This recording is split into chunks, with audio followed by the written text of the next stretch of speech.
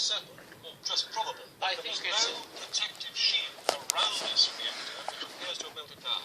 No, I think that there is no protection shield around this reactor. It's certainly the case, because the building as such indicates that there is no shield. Now, Walter Patterson, if that is so, what is the danger to life if what you believe happened in the immediate area and beyond? Well, obviously, if radioactivity got as far as Scandinavia, however long it took to get there, a great deal must have escaped close to the site. It depends, of course, on local weather conditions and on how severe the damage to the plant itself was.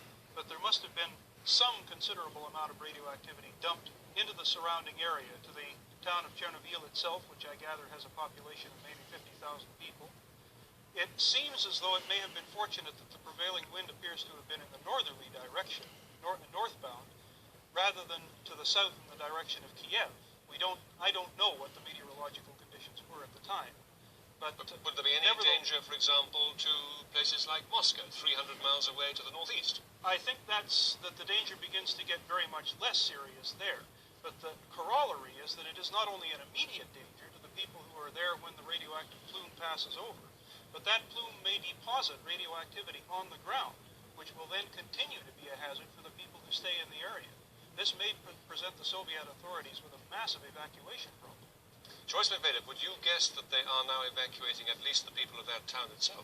Yes, I'm quite certain, because if there are casualties, as they admit, from radiation, people are not killed immediately unless it's very major, actually, disaster.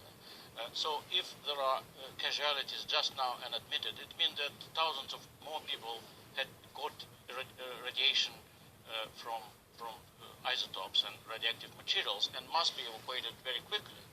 So this is a case with radiation. If radiation does kill few people, this means that thousands of people were affected. What, in much broader terms and looking much further ahead, what sort of danger do you think there is to people, might be to people, way beyond the immediate area? I'm talking about now Poland, across the Baltic, Scandinavia, and even Western Europe. Well, this plume has obviously traveled a good long distance, and it must have dropped a good deal of radioactivity under it as it traveled. I think that the danger will have abated rapidly once you get away from the immediate locality of the site, by which I mean a radius of maybe some tens of miles. But it may be, nevertheless, a moderate long-term hazard, depending on what kind of radioactivity it is. We haven't been told yet what kind of radioactivity has been in that cloud. No. If it's long-lived radioactivity, it will continue to be a hazard. Right. Now, what about the effects on the Soviet nuclear power industry of this disaster? I think it may well turn out to be serious, because the Soviet industry has been in the process of trying to reactivate its nuclear power program after a long period of doldrums. And they have been relying particularly on the design of reactor, which seems to have been involved in this accident, as being the basis for a major new construction program.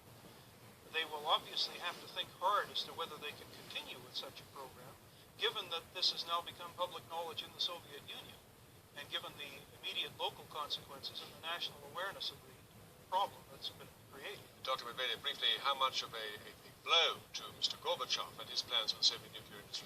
Well, the Soviet Union has so-called energy program for the year 2000, which is major long-term program to increase the generation of electricity, and the major source of increasing electricity was considered as nuclear power stations.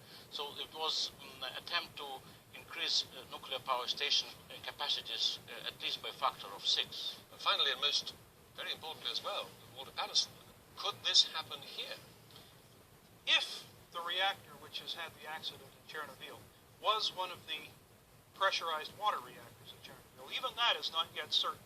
But if it was, then that will have an impact on nuclear power programs all over the world, because that is the most popular design of nuclear power reactor.